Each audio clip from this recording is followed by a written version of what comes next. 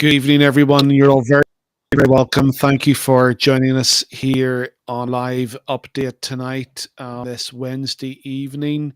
Being quite a momentous day here in Northern Ireland with the arrival of both candidates for Prime Minister, Liz Truss and Rishi Sunak, and Northern Ireland today addressing members of the Conservative Party here locally, and some of the discussion and some of the debate at the hustings has some huge significance for us who are interested in the subject of abortion and interested in the subject of education. And we're going to be looking at that and discussing that just now. So I'm going to hand over to my colleague here who's going to just these details, and then we'll come back to it. So thanks. Thanks, Wesley. Yes, and good evening, everyone. And as Wesley was saying, we had both candidates in the leadership election for the Tory party visit Belfast today for a hustings event in the Culloden Hotel, and we were outside the event. We were distributing a couple of leaflets before it. But we were delighted to see that during the event, Liz Truss, who is likely to be the lead contender, so it's very likely Liz Truss will be the next PM. There were a couple of questions put directly to her by people in the meeting with regards to abortion and devolution in general. So what I want to do tonight is start out by just having a look at the questions themselves, letting you see questions were and how she responded, and then we'll discuss a little bit about why her responses are so important and what those responses will mean moving forward for devolution, not just here, but across these islands. So this is the first question that we're going to have a look at. So we'll play it now. So in 2019, Westminster undemocratically and unconstitutionally imposed abortion on Northern Ireland, something which the vast majority of the people here are against. So my question is, will you, if Prime Minister, be a modern-day William Wilberforce and see abortion abolished and infanticide ended in our province? Or even if not that, will you just let the people of Northern Ireland have their say on this issue? Thank you. Well, I'm afraid I don't agree with you. I think we need, we are a united kingdom. We are a united kingdom, and we need all of our laws to apply right across the United Kingdom. That is what being a union is. So that was the first question that Liz Truss was asked. And I think what we'll do is we'll have a quick chat about that and why that question was so important, and then we can go on and have a look at the second question from there. So Wesley, do you want to jump in and just talk us through her response there, the question and the response, and what you think about it? Yeah, certainly. This is a very pivotal question for any political candidate now in the United Kingdom in respect of what has happened in America with the Roe versus Wade decision. This is on the agenda for discussion. And effectively what we have here in Northern Ireland, which the questioner was getting at, that Northern Ireland treated differently in terms of abortion to the rest. Well, from what has been imposed on Northern Ireland has been actually we have a constitutional right to abortion, a human right to abortion now in Northern Ireland. There is it's completely decriminalised. You can have an abortion for any reason, for no reason, just purely because you don't want the baby. The baby completely stripped of any rights in the womb. So the question is critical, because what it is bringing to the fore is the fact that there is now a major push in terms of the pro-abortion movement in the UK, or GB, England, Scotland and Wales, to level up their abortion laws now with our abortion laws are so extreme. and so full of abortion ideology. They are seeking now to bring Northern laws in line. I think, effectively, we all know that Truss is a pro-choice candidate. She is a person who has in the past been very vocal about her support for abortion. But I think where this comes into conflict with her duties as Prime Minister is to the Constitution of the United Kingdom, in that there are 4 parts to it. There is Northern Ireland, and we have a right to what our abortion laws should be. And back to roughly 19th of the state was formed. Our abortion laws have been the gift of the people of Northern Ireland's leadership and its political leadership, effectively, and that was what stripped away in 2019. So I think it has raised the issue very powerfully, the need to complete the abortion, not just to limit it, not to regulate it, but to abolish it. And I think that is certainly something that we've seen today significantly. The term abortion is now part of the vernacular abortion going ahead. Yeah, for me, one of the big things, well, there were a couple of big things that she said in her response that I think are really interesting. One, she said that the laws should be the same across the whole of the UK. Now, of course, that's nonsense.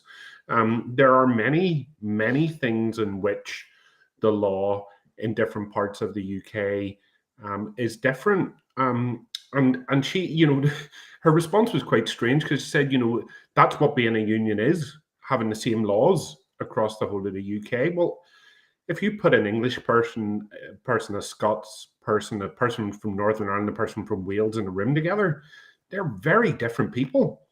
And part of being a union is being able to take different people with different backgrounds and different perspectives and bring them together to work for the common good.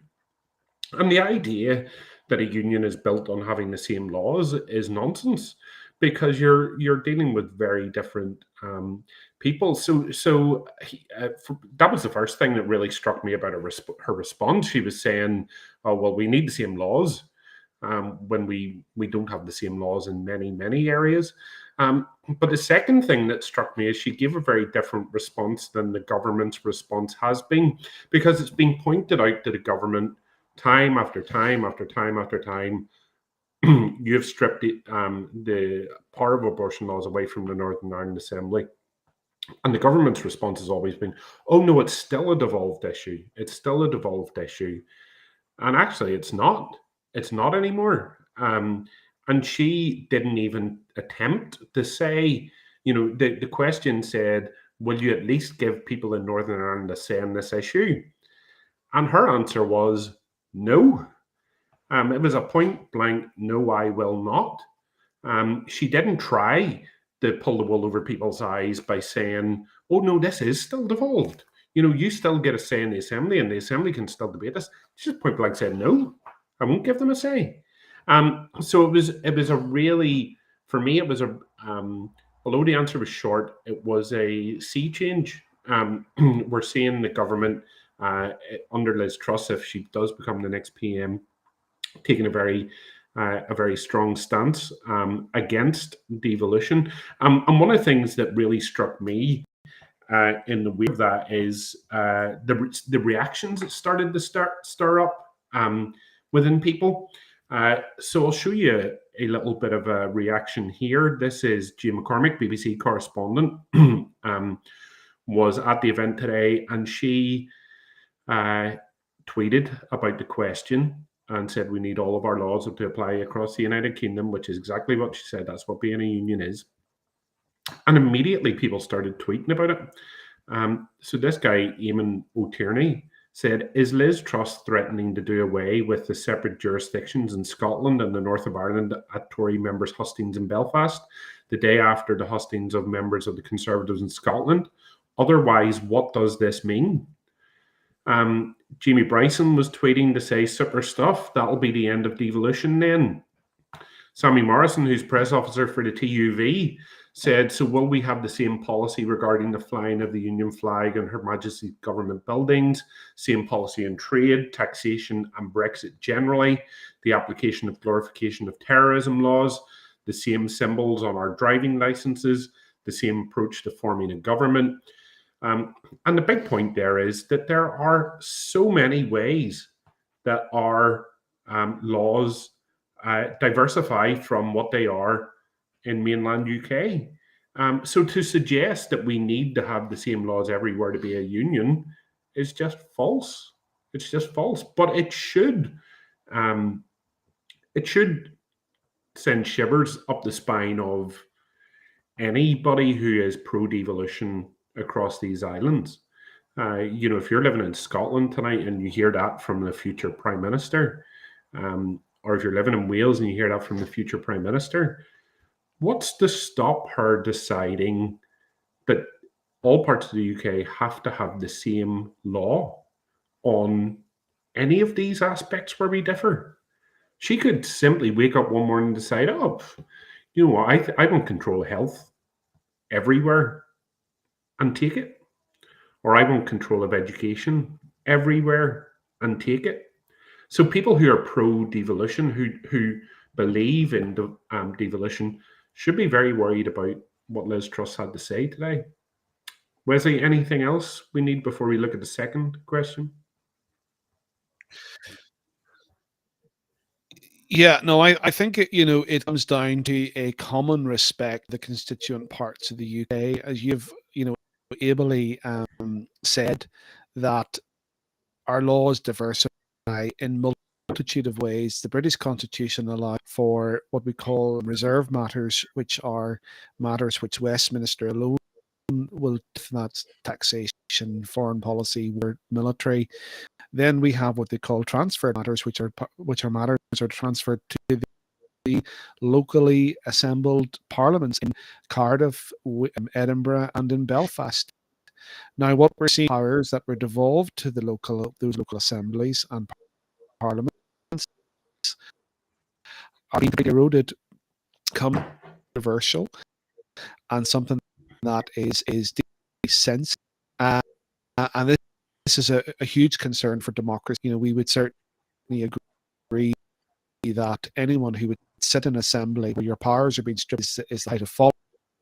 It is to acquiesce in the removal of those powers. Strongly that these powers should remain with the local people, then you should fight for that and should remain out of it. In fact, that is what the DUP are effectively doing on the issue. They're refusing to sit in the power and the protocol is removed back to those. That is situation. So I think it is deeply concerning from a constitutional point of view, deeply concerning from a political point of view. I think very interesting in the fact that the issue is now been raised. I think this is the first time in the party hustings and debate that abortion is so top in Belfast. So we're very grateful that was there, and more attention will be drawn onto it in the coming days and weeks ahead. Yep. No. So let's have a look then at the second question that was asked and see what her response was to it. I'm just going to come back on you again about democracy returning to Northern Ireland. As my friend mentioned about the abortion issue, in 2019, it was the Northern Ireland Executive Formation Act that allowed the Secretary of State at the time to bring in this abortion law. Now, you mentioned that you would want things to be the same right across the UK, but it's not the same, Liz. We have an extremely severe abortion law here in Northern Ireland, one of the most extreme in the world. I'm a retired occupational therapist, and I'm very concerned that babies with clubfoot and hair lip both can have modern surgical procedures to correct that, are being aborted. Also that many babies with learning disability are being aborted, and we're deprived of people with learning disability in our community that can be so wonderful. Now, and there's another issue regarding sex education, so I'll have to shorten and come to the point.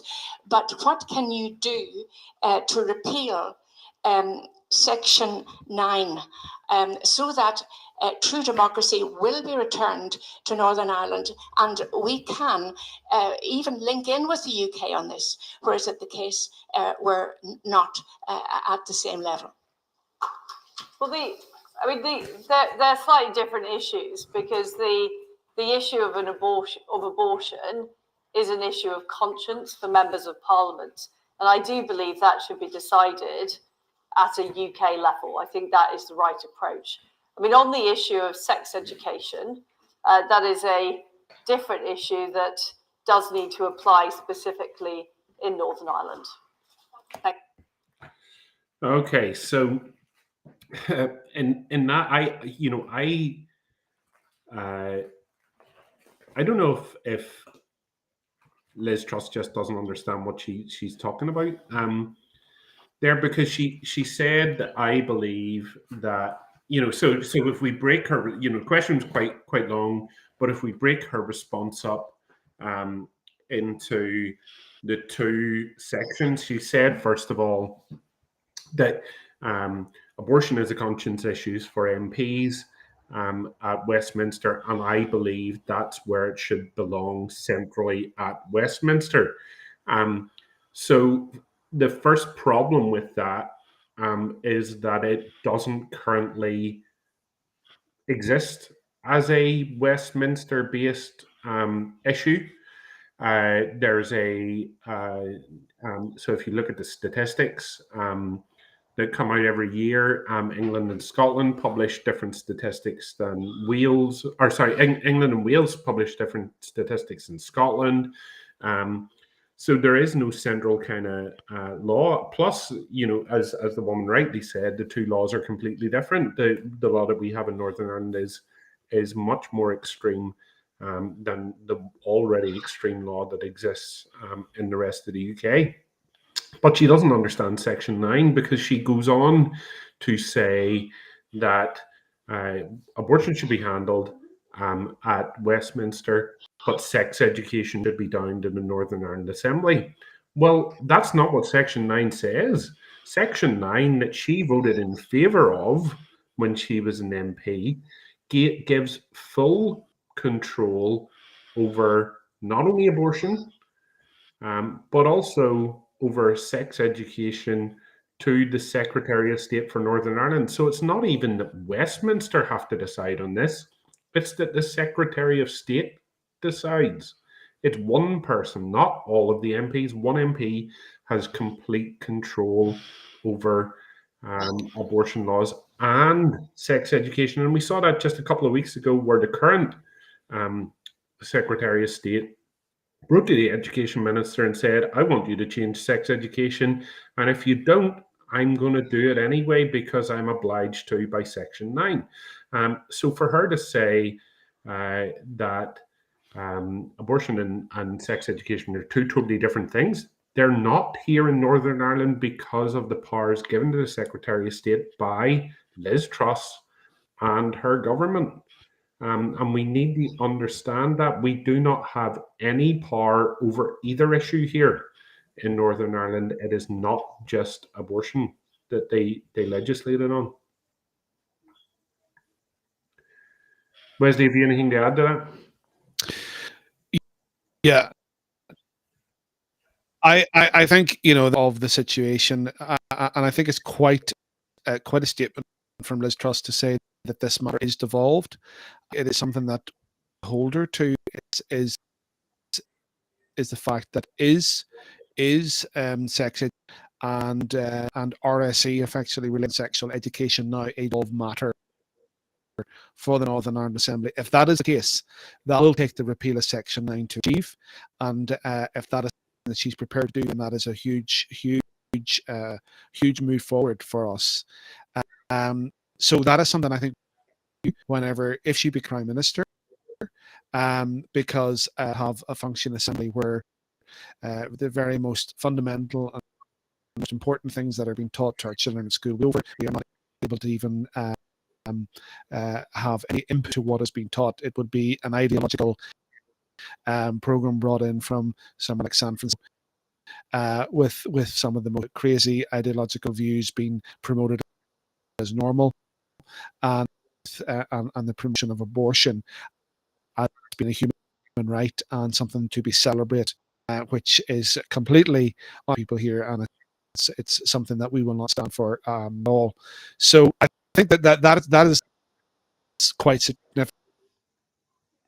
That state is quite a lot that can be done, and I think it's something Mark, you might want to touch on in terms of what we need to be doing now going forward in terms of our campaigning.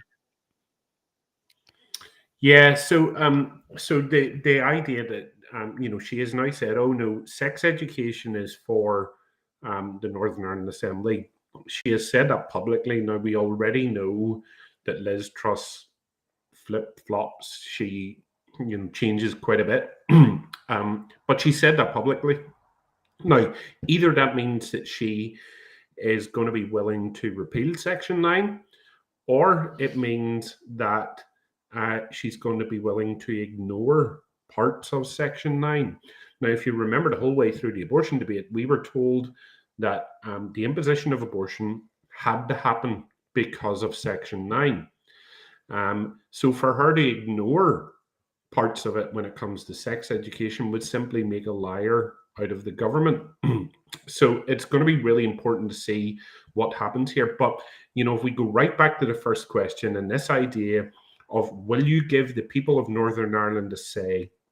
She said no. Very clearly said, no, I will not.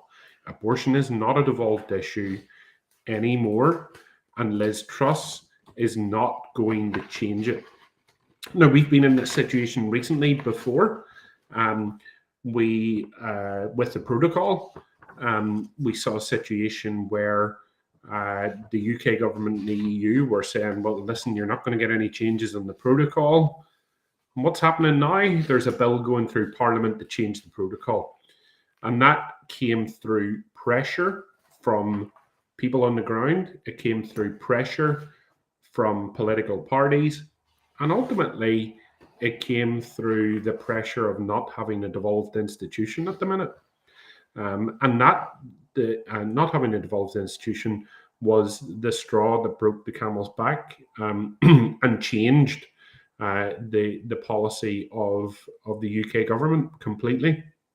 So we're going to have to do the same.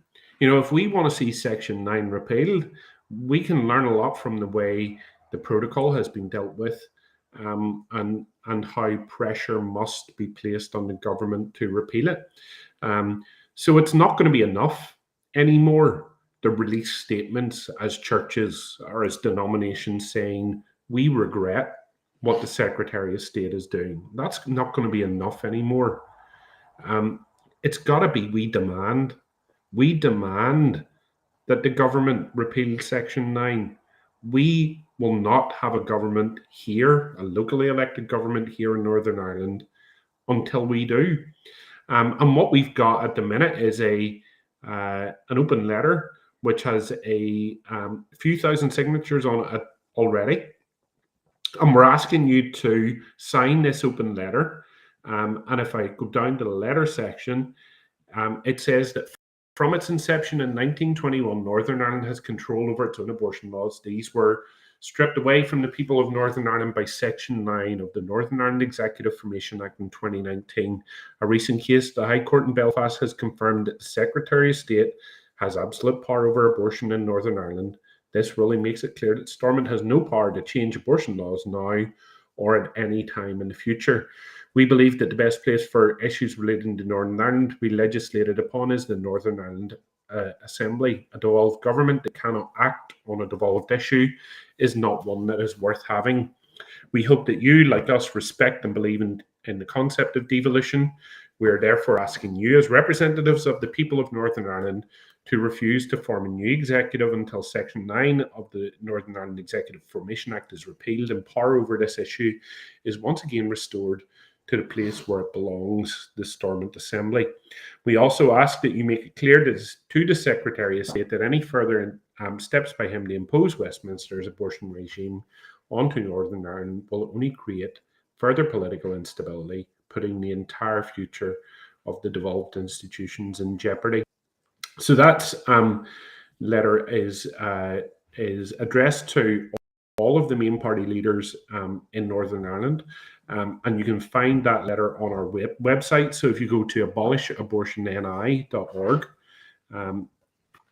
and it is, if you scroll down a little bit, there's a section here that says devolution is dead, sign our open letter to save it. If you click on sign now and scroll down to the bottom of the page, there's a little box to sign now. And I'd really encourage you, if you're signing the letter, to tick the two little boxes here to keep up to date with what's going on via email and text message. And really importantly, send this out to as many people as you can.